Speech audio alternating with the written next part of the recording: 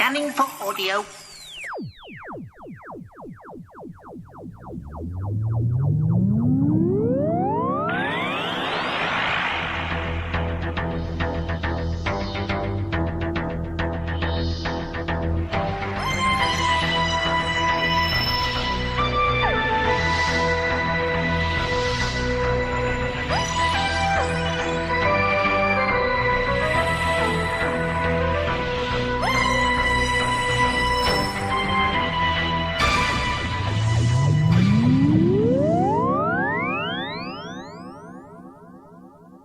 Welcome to a Tin Dog Podcast. Now, as you can probably hear in the background, you can hear some car noise, which means that this is a car cast, something I've not done for a while. But I thought I'd give it a go, because I'm driving to work. Yes, I managed to find myself a job. I know. Well, I already had a job at the museum. But now I've got a job helping to make wheelchairs, or special seating, that thing. It's making use of a skill set that I'd left behind a long time ago. But I still had it, so that's fine. To be honest, this is only my second week, and I am absolutely loving it. But that's not what you're here for me to talk about. Now, the reason that you haven't had a podcast of any sort, really, for the last few days, is because just before New Year, the telephone line outside our house developed a crack. Water started getting in, which means we lost the use of our phone and our broadband. Basically, it's been as though it's the 90s all over again. The broadband, God bless it, did keep trying to kick back in. At one point, we reached the dizzy heights of, 5 meg per day or something. It was appalling. But it's all apparently fixed. Apparently. We'll find out when I try to upload this. So I'm guessing, like every other podcast out there, you're expecting me to talk about Mr. Bradley playing the Doctor. Well, you know what? I will. But not Twice Upon a Time. You see, I've started recording my review of Twice Upon a Time 4 times now. And just like my attempts to actually watch the episode on Christmas Day, 4 times just wasn't enough. I'm not saying that I actually got to watch it 4 times. I'm saying I started watching it 4 times and fell asleep 3 of them. I ended up watching the Doctor Who Christmas special at 3:30 in the morning. I know. But that's a story for another podcast, because today we're talking about, well, the First Doctor Adventures, with the cast from Adventures in Space and Time from Big Finish. It's a 2-story boxed set. Now, if you enjoyed Twice Upon a Time over Christmas, then this is quite definitely for you. Because everything that could have been fixed by having just a bit more David Bradley, well, that's here. Getting to grips with his performance as the First Doctor, rather than feeling, well, slightly betrayed, as some people on Twitter and indeed on my text messages have felt, well, that doesn't happen here. Now let me explain. What you've got is the cast of The Adventures of Space and Time. That's the documentary where they played the actors playing the parts that they're playing here. So you've got Bradley playing, well, the First Doctor. So is he playing Hartnell's First Doctor or his own? Well, that's down to performance choices. I'm pretty sure he's channeling Hartnell. For example, one of my issues with the First Doctor, which was never truly my favourite for a couple of reasons which I'll go into in a moment, was Hartnell's performance itself. Some people refer to the Billy Fluffs. Now, I can handle those. They're almost Marlon Brando-esque in their verisimilitude. Oh yes, I'll be using words like that this year. Basically, it's the truth of the performance. But sometimes it did feel like Hartnell was reading them from cue cards, which is odd because he wasn't reading them from cue cards until, well, the very last appearance in the 3 Doctors. But we're calling them idiot boards then. That's not good. Cue cards is fine. So, Hartnell's performance was idiosyncratic at best. There are times when he said lines which should have had a bit more gravitas as a speeded up, almost garbled tone, and also the other way round. Lines which had almost no meaning were said slowly and ponderously. I know. And we get that here. Bradley's made some conscious choices to recreate those moments, to give the intonation that Hartnell's Doctor had. It's better than an impression, because basically you've got an old man's voice. Now, I've had to come to terms with Bradley because, well, I never really liked him, but that was because of the characters he's been playing in the past. Basically, he's done such a good job at playing dislikable people that I've avoided him. The first time I ever came across him was as Filch, but he's been one of these people who've been around for years. If you look back and flick back through, well, say, IMDb, you'll just find him appearing time and time. He's always been around. I was worried that when you put him in a First Doctor wig, you'd end up with something akin to, well, looked a bit more Jimmy Savile than I was more comfortable with. But no, the performances were fine and marvellous. And any strange sensations of dislike soon went away, because let's face it, remember folks, he's an actor. So, have we got Billy Fluffs? No, because he's not Billy. Have we got a Bradley performance? Quite definitely. So what have we got? We've got two stories. We've got the Destination Wars and the Great White Hurricane. The Great White Hurricane does sound like a boxer, but that's a story that we'll be covering in a second. Let's talk about the Destination Wars.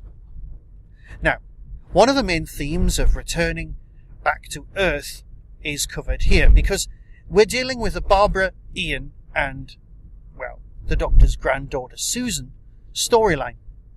Now, I'd not paid that much attention to their performances. I was a big fan of all of them, but I never really paid attention to the nuances. I was never after impersonating them for a start. Carol Ann Ford's pronunciation has got quite a high register to it, and I'd never realised. The character of Barbara, her characterisation is quite, well, intense. They're all dealing with received pronunciation, RP. You've got the characterisation, which is not particularly gone into, are the characteristics that they milk of history teacher and science teacher. That's it, it's a general science thing. And yes, one of the throwaway remarks and one of the throwaway lines is, you'll be surprised how far an English secondary school education can get you in the universe, and let's face it, when you're dealing with Doctor Who, that's a primary concern in the first few seasons. But the thing that everyone will be talking about is James Dreyfus. Now, for those of you who live in the UK, James Dreyfus made it on our screens primarily in a couple of roles. Well, primarily in one role, as Tom, the terrible actor, in the absolutely sublime series Gimme, Gimme, Gimme. A series that is a total favourite of mine and my father's. Kathy Burke, who is an absolute comedy goddess. She's just lovely. I was thinking about becoming a comedian years ago, and I wrote off to different people for advice. Kathy Burke wrote me a 2-page handwritten letter of advice. She's just brilliant and lovely. And this Christmas on BBC Two, it was 300 years of French and Saunders, or was it BBC One? Either way, Kathy Burke, who'd made constant appearances in every single series, wasn't even there. She was whitewashed, erased from history. It made me sad, jumpy, and a little bit worrisome about the whole thing. But anyway, this was her sitcom. Her and Tom lived in a flat. They shared it. They had strange, kooky landlady. Oh yeah, but it was so sublimely written. Now, this will have a terrible effect on you, because you will be seen in the consciousness of the public as one thing. I'm responsible for this. I am part of the problem. Because Dreyfus was brilliant. Now, I've seen him in other things over the years. There are times when he's looked well, and there's times when he's looked unwell. But we've always known that he is a consummate, brilliant actor. A private man. I've only ever seen one interview with him. But here, he plays the very first incarnation of the Master. I know.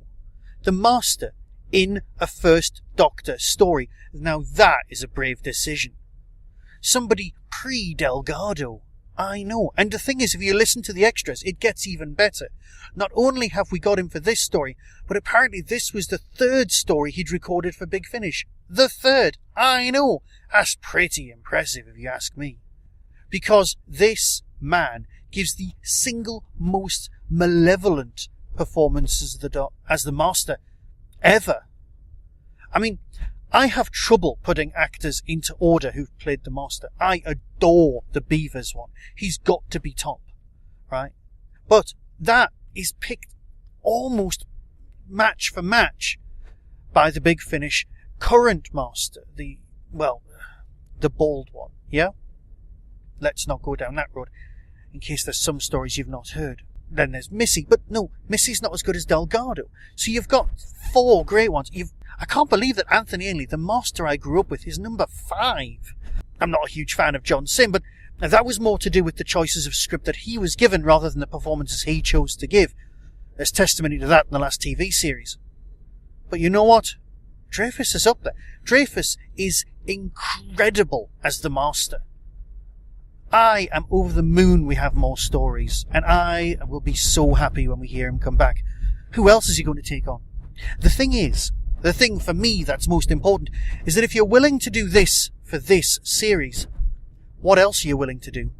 Are you willing to give us things that fans have been asking for some time that are just a worry to some others? Look, what I'm basically saying is, are we going to get season 6B, where the second Doctor, voiced by Jamie, I know, will be able to take out and hunt, well, the Master again? A series 6B. Think about it. This is the sort of thing we've been not even clamouring for. We've just thought in the back of our heads for years that it's been happening. But that's not important. What we're here to do is talk about this story. So, they apparently land on Earth in the space year 2003.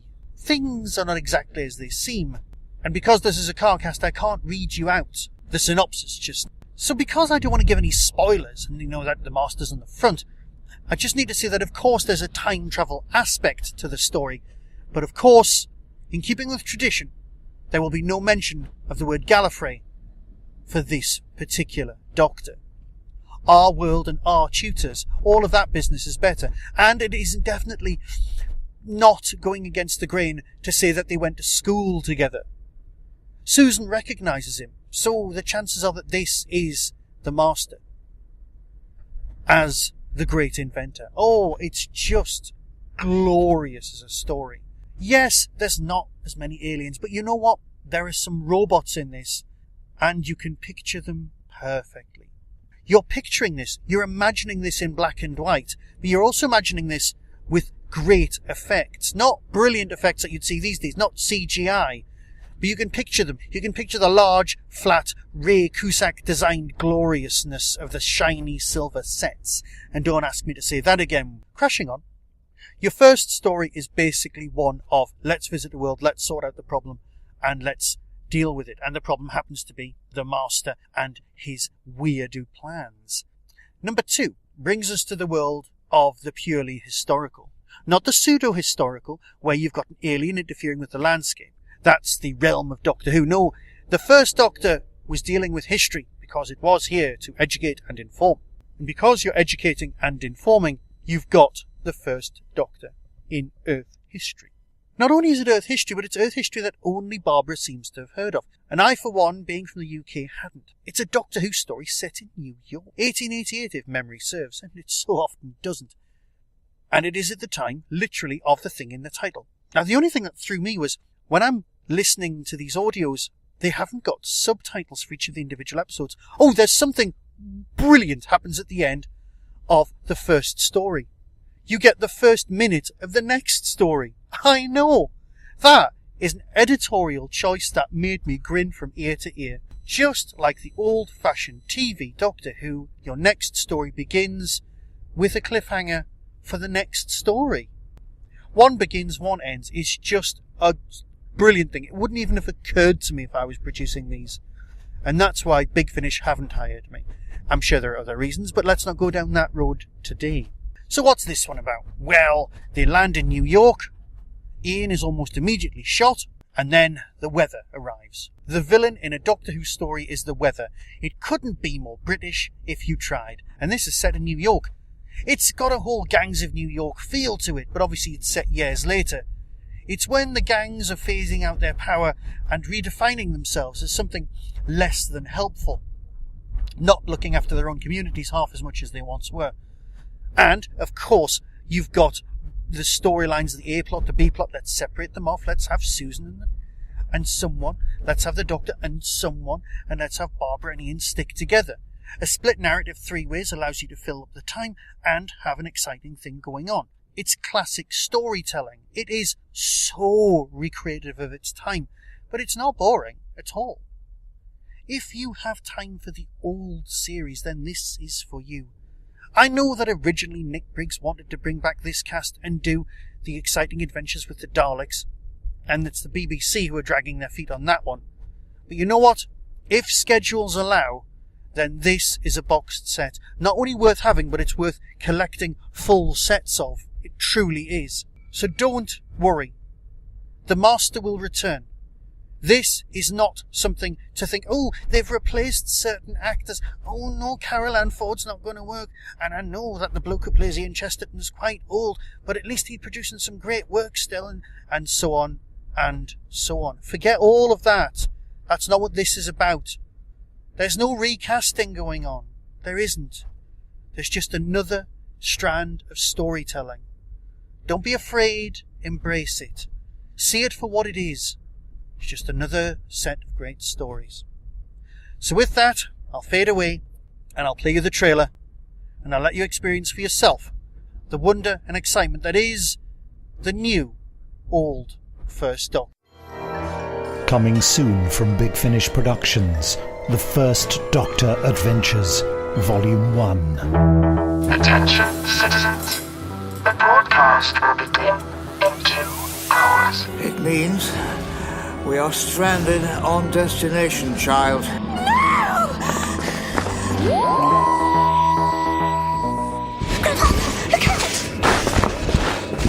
If we are trapped in this place and time, we must make use of the resources we have. So where are we this time? The TARDIS could tell me nothing. Is that because of all your improvements? Recalibrating the ship is a very delicate procedure. I'll thank you not to mock, young man.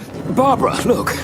I think we're still on Earth, but after our time. Is this really the future? I am the Master, and you will obey me! Oh, no, you don't. I can hear fighting.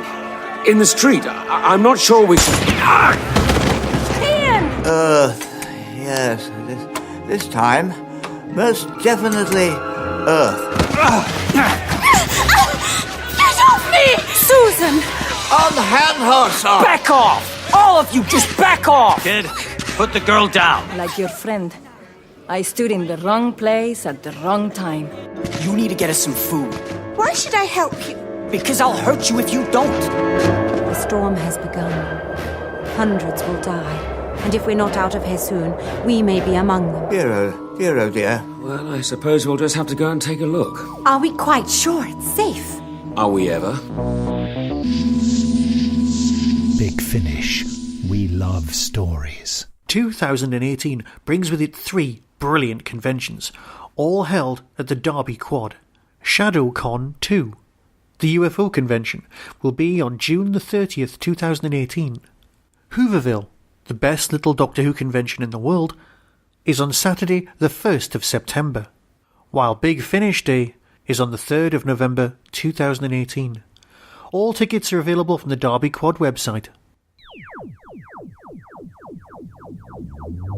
That was the Doctor Who Tin Dog Podcast, available on iTunes, YouTube, Twitter, RSS, Vimeo, and across the internet. Doctor Who and its associated properties are all copyright and trademark of the BBC. No infringement is intended. Why not become a supporter by visiting patreon.com/tindog. Contact the show on tin-dog@hotmail.co.uk. The Tin Dog Podcast is a founder member of the Doctor Who Podcast Alliance.